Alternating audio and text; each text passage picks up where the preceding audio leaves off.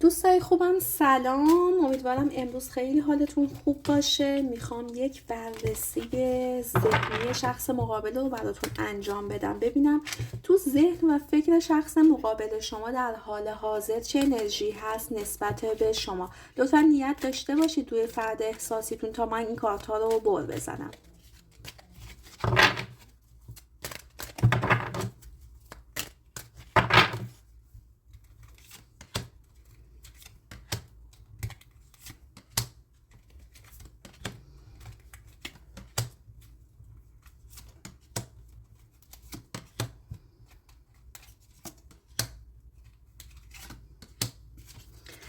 خب کارت هایی که من دارم میبینم، اولین کارت از انرژی ها یا نیروهای کمک کننده صحبت میکنه. انگار این شخص احساسی وقتی داره به شما فکر میکنه تصورش به اینه که نیاز به یک نیروی کمک کننده داره و این مسیری که داره حمایت میشه.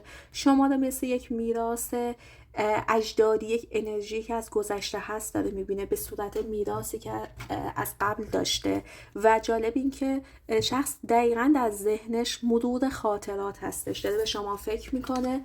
از نظر ایشون شما شخصی هستید که میتونید شرایطش رو بهبود ببخشید. تو شرایط خوبی نیست و فکر میکنه شاید به نوعی ملاقاتش با شما حالش رو بهتر کنه یا به نوعی خبری از شما حالش رو بهتر میکنه. در حال روز روحی خوب به سر نمیبره و این کارت از این صحبت میکنه که این آدم قطعا ترس هایی داره، چون فکر میکنه این عشق یا این احساس یک احساس یا عشق ظاهرا زیبا هست، یعنی رو باطنش ترس هایی براش ایجاد میشه یا توی روند براش ترس هایی به دلایل مختلف ایجاد میشه. این شخص فانتزی های احساسی زیادی با شما داره وقتی در ذهن شما رو تصور میکنه. اما در کارت نتیجه چیزی که من دارم میبینم یک انرژی دیده شدن هست، انگار که بخواد عشق شما رو فریاد بزنه یا در کنار دیگری دیده بشه در کنار شما و این تصمیم رو ممکنه خیلی یکهویی بگیره روی این تصمیم که در کنار شما قرار بگیره و این آدم خیلی خیلی دقیق و عمیق داره تمام موارد رو با هوش و خرد خودش بررسی میکنه تا ببینه که میخواد در آینده چه مسیری چه سمت و سویی برای رابطش با شما داشته باشه.